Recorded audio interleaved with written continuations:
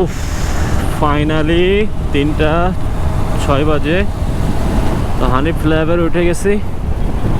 আর হানিফ ফ্লাইওভারে উঠে যাওয়া মানে আমার মনে হয় যে আর কোনো প্যারা নাই, রিল্যাক্সে এখন চলে যাইতে পারবো। আসলেও তাই, পদ্মা সেতুতে গেলে হানিফ ফ্লাইওভার থেকে একদম সরাসরি এক্সপ্রেসওয়েতে চলে যাওয়া যায় পোস্তগোলা ব্রিজ দিয়ে।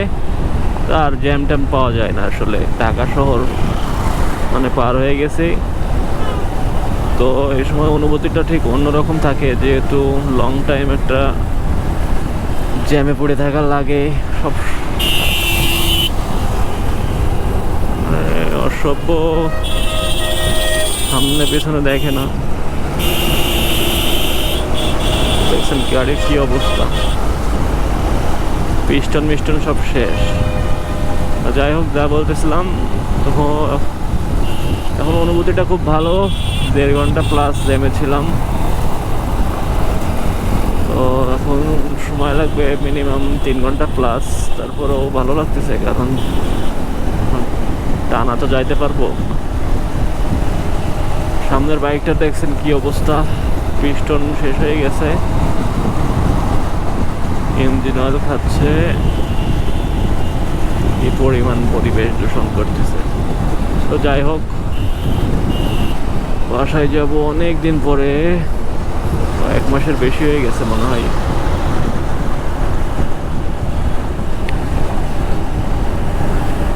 তো যদি আবহাওয়া ভালো থাকে, কি এই যে বাম পাশে মহাপোস্তগোলা সেতু, পদ্মা সেতু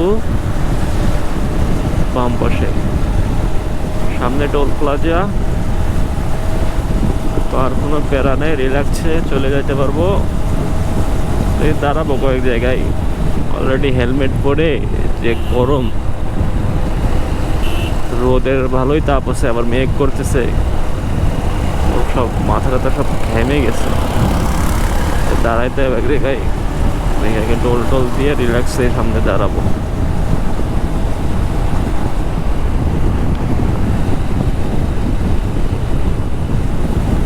তো আজকে আমি আজকে একা যাচ্ছি না, আমরা আজকে 2 জন যাচ্ছি।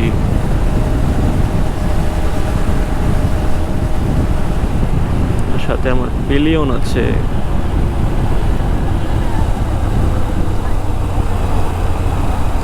ও টোলটা দিই, 10 টাকা দিও তো। কি অবস্থা,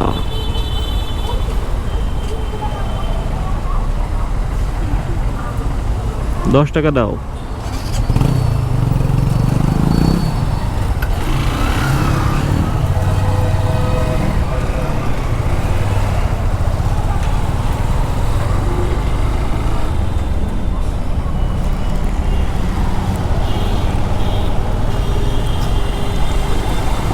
ও এমটি, এটা আমার ছিল অলমোস্ট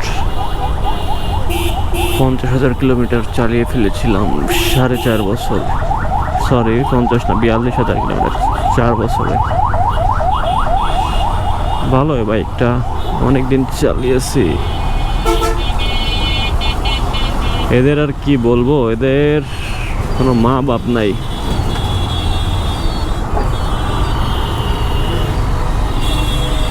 এদের জন্মই হয়েছে উল্টা পাশ দিয়ে, সোজা যাইতে পারে, জন্মই উল্টা।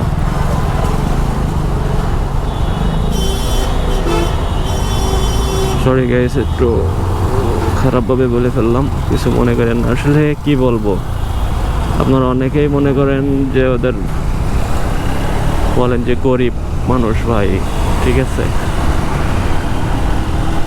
সহানুভূতি দেখান। আসলে ভাই ওরা গরিব না, একটা ঢাকা শহরে যে রিক্সা চালায়, পার ডে অনেক ইনকাম, 2,000 টাকা মতো ইনকাম করে ওরা। আর অধিকাংশ রিক্সা এখন নিজের। রিক্সা বললে ভুল হবে, টেসলা অটো রিক্সা। হ্যাঁ, এদের স্পিডও অনেক ভাড়া মারে সারাদিনে। আর যে পরিমাণ রিক্সা ঢাকা শহরে হয়েছে, আপনারা ঢাকায় না আসলে বুঝতে পারবেন না। প্রত্যেকটা শহরেরই একই অবস্থা, তারপরেও ঢাকায় মানে আর কি বলবো, অনেকে আপনারা দূর দূরান্ত থেকে দেখে ফেসবুকে তাদের উপর অনেক সহানুভূতি দেখান। আসলে আপনারা এসে নিজেরা ফেস করেন, সামনাসামনি দেখেন, বুঝতে পারবেন। হ্যাঁ, মানে শহরটারে একদম পচায় ফেলাইছে। যেদিক সেদিক উল্টা ঢোকাবে, যেদিক সেদিক দিয়ে চলাচল করবে, এত পরিমাণ হয়েছে যার কারণে মনে করেন অন্য অন্য গাড়ি ঘোড়া চলতে পারে না। আর এরা তো সম্পূর্ণ অবৈধ, সরকারের ট্যাক্স দেয় না, অবৈধভাবে চার্জ করে, মানে ওদের প্রত্যেকটা জিনিসই অবৈধ। এখন ওরা শুধুমাত্র এই যে সহানুভূতির কারণে টিকে আছে। এখন যে পরিমাণ দুর্ঘটনা হচ্ছে, আমি কালকে দেখলাম এক রিক্সা ব্রেক করতে পারেনি, স্পিড ছিল অনেক ভালোই, যে এক প্রাইভেটের পিছনে মারে দিয়ে উল্টে পড়ে গেছে, যাত্রী যে সিটকে পড়ছে, কারণ ধরার তো কিছু নাই, যাত্রীর সিটকে পড়ে যায়, যাত্রীর দাঁত ভেঙে গেছে। ঠিক আছে, আরেকদিন দেখলাম যে সামনের যে রিক্সার হ্যান্ডেল যেখানে থাকে, ওই হ্যান্ডেল থেকে খুলে সামনের চাকা আলাদা হয়ে গেছে।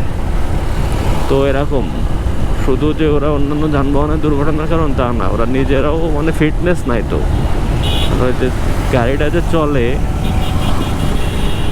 মোটামুটি 30, 35, 40 স্পিডে চলে যাত্রী নিয়ে, তো নিয়ন্ত্রণ করার মতো তো কোনো সিস্টেম নাই। তো নিজে নিজেই অ্যাক্সিডেন্ট করে, নিজে নিজেই দুর্ঘটনা হয়। আসলে এতে ওঠাটাও নিরাপদ না। আপনারা যারা উঠবেন চেষ্টা করবেন পায়ের রিক্সায় ওঠার, অ্যাভয়েড করে চলবেন। দরকার পড়লে আপনারা হাঁটাহাঁটি করেন, শরীরের জন্য ভালো। এই যে কি সুন্দর লঞ্চ আসতেছে, কিছুদিন আগে এখানে এসেছিলাম সদরঘাটে, ভালো লাগে, খুব ভালো লাগার জায়গা। চাঁদপুর থেকে আসতেছে, ঢাকা চাঁদপুর। তো এটা বলতেছিলাম যে সহানুভূতি দেখায় লাভ নাই ভাই, আপনার আমার থেকে তারা অনেক ভালো অবস্থায় আছে। গ্রামে দেখবেন যে তাদের জমি জায়গাও আছে। হ্যাঁ, আপনি আমি একটু পুরানি দেখায় চলি, একটু ভালোভাবে চলি, শার্ট প্যান্ট পরে চলি। এর জন্য মানে আমরা যদি ইনকাম করি 30,000, তো আমরা ফুটানি দেখেই 50,000। ঠিক আছে, আর ওরা 50,000 ইনকাম করে, ফুটানি দেখাবে না, ওরা করি ভালো হতে চলবে, কিন্তু ওদের ইনকাম অনেক ভালো ভাই। যেটা আপনাদের বাস্তবতা বুঝতে হবে। গরিব গরিব বলার দিন নাই আর। আপনার ঢাকায় আসেন, বাস্তবতা দেখেন, তো বুঝতে পারবেন।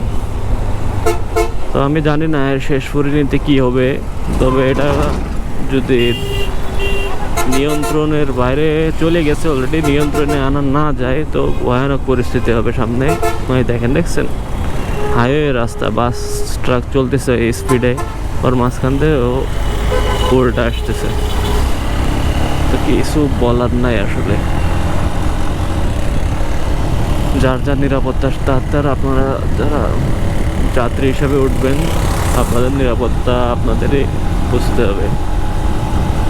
তো সেইভাবে আপনারা অ্যাভয়েড করে ট্রাই করবেন, বা যখন উল্টা যাইতে নেবে উল্টা যাইতে দেবেন না, কোনোভাবেই যাইতে দেবেন না, তাহলে ওরা আস্তে আস্তে লাইনে চলে আসবে। তাছাড়া তো আমি কোনো লাইন দেখতেছি না, সরকারি হস্তক্ষেপ না হইলে পসিবল না।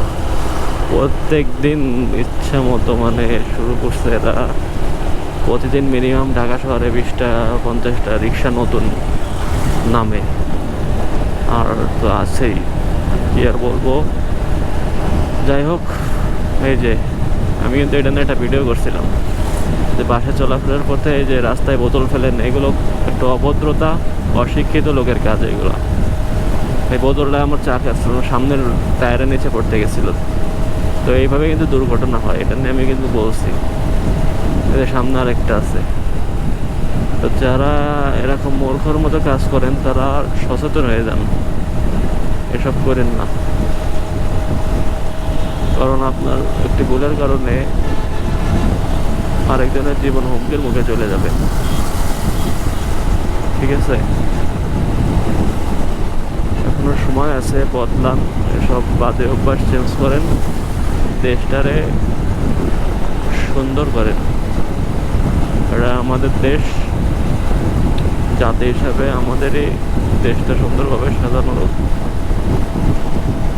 উচিত। ঠিক আছে, আগে যা করছেন করছেন,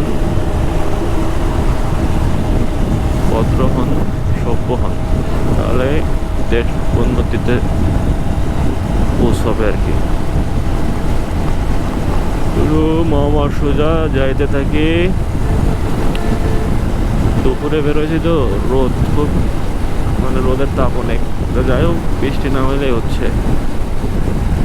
আর আমার ভয়েস কেমন আসতেছে জানি না, অনেকদিন ভিডিও করা হয় না যেহেতু, আর এই রোডে কিন্তু প্রচুর স্পিড গান নিয়ে পুলিশ থাকে, কোথায় কোথায় লুকায় থাকে বুঝতে পারবেন না, দেখবেন যে অটো কেস হয়ে গেছে।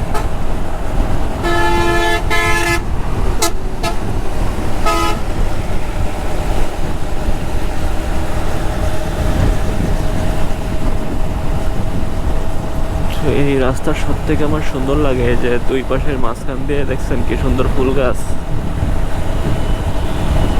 বর্ষার সময় মানে 1-1.5 মাস আগে যখন বাসায় গেছিলাম তখন এত সুন্দর ফুল ফুটছে, সেটা আরো সামনে মানে এই জিনিসটা আমার খুব ভালো লাগে। রাস্তার মাঝখান দিয়ে যে ফুল গাছগুলো লাগানো, ফুল ফুটে আছে, সুন্দর একটা দৃশ্য, মনোমুগ্ধকর। এত সুন্দর একটা রাস্তা, এত সুন্দর পরিবেশ, যদি আমরা এই যে ময়লা করে নষ্ট করি, বোতল ফেলিয়ে চিপসের প্যাকেট এসব দিয়ে নষ্ট করি, তো কারো ক্ষতি হবে না ভাই, এটা আমাদেরই ক্ষতি, আমাদের প্রকৃতির ক্ষতি। তার মানে কি আমাদের দেশের ক্ষতি, মানে আমাদের নিজেদের ক্ষতি। তো এটা যদি সবাই বুঝতো তাহলে আর কি কেউ এগুলো করতো না। তো বাংলাদেশের মানুষ আস্তে আস্তে অনেক সভ্য এবং আধুনিক হচ্ছে, অনেকেই এগুলার পরে না সতর্ক হয়ে গেছে, অনেকেই বুঝে, যারা বুঝতো না তারাও বুঝতেছে। আস্তে আস্তে হয়তো এগুলো আর হবে না, অনেকেই বাদ দিচ্ছে।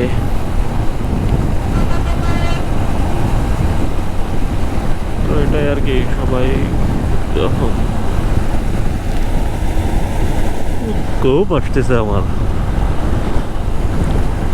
রাতে ঘুম হয়নি, ঘুমাইতে গেছি 3টার দিকে, আমি বাসায় ফিরছি কালকে কয়টায়, 1টার দিকে এসে ফ্রেশ হয়ে খাওয়া দাওয়া করে 2টা বেজে গেছে। তারপরে ঘুমাইতে গেছি, ঘুমই আসে না, ঘুমাইতে 5টা বেজে গেছে। আবার এদিকে বসছি 10:30টার সময়, তার মধ্যে 2-3 বার ঘুম ভেঙে গেছে, ঘুম আসতেছে, ঘুম হয়নি। তো দুপুরবেলা বের হয়েছে আজকে, তারপরেও রোডে অতিরিক্ত গাড়ির চাপ, বুঝলাম না। আজকে রবিবার, বৃহস্পতিবারে রাস্তায় চাপ হয়, শুক্রবারে শনিবারেও চাপ হয়, বুঝলাম ওই দিক থেকে ঢাকায় ব্যাক করে, তবে আজকে এদিকে এত চাপ।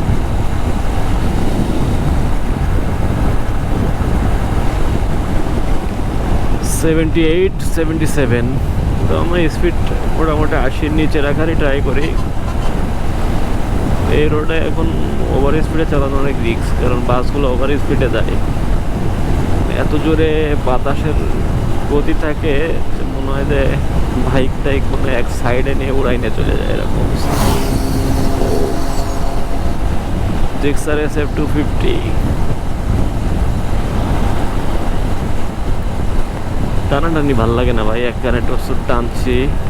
প্রথম যখন বাইক চালাইতাম, ফার্স্ট যখন বাইক কিনছি, তারপর অনেক টানাটানি করছি, এগুলো আর ভালোই লাগে না।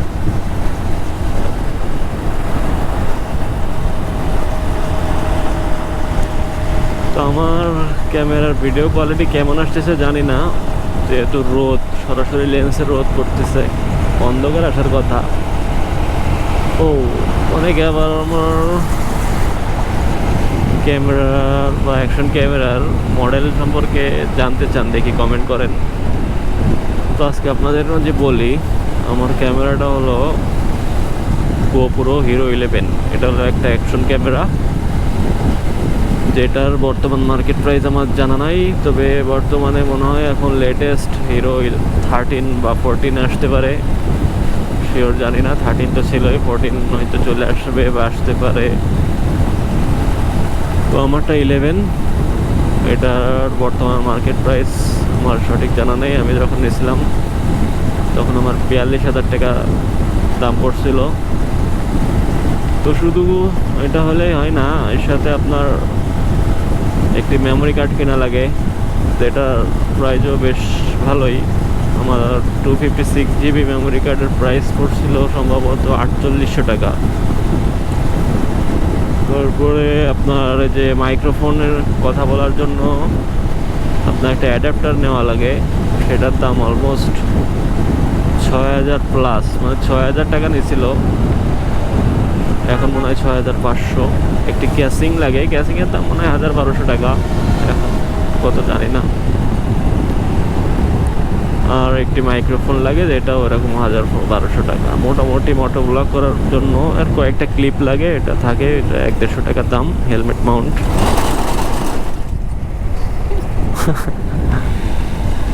এই আর কি, মোটামুটি এই আর কি। এখন দেখি যে এক্সপ্রেসের টোলটা দিই। ইয়েস, আছে 20 টাকা।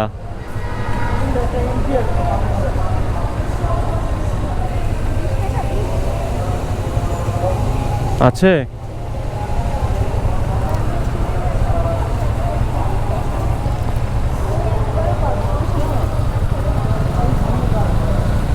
ও, এরাও দেখছো ওই যে যাচ্ছে, এরা ওই যে আমাদের সামনে ছিল ওই যে তেজগাঁ, ওই যে বিজয় সরণি, ওই যে এই লোকের কাছে নিয়ে এনেছে।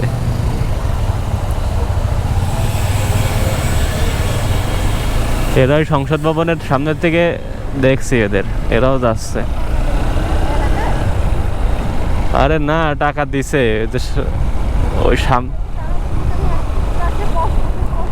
সামনের জনের কাছ থেকে নিয়ে এনেছে 2 জনের টাকা।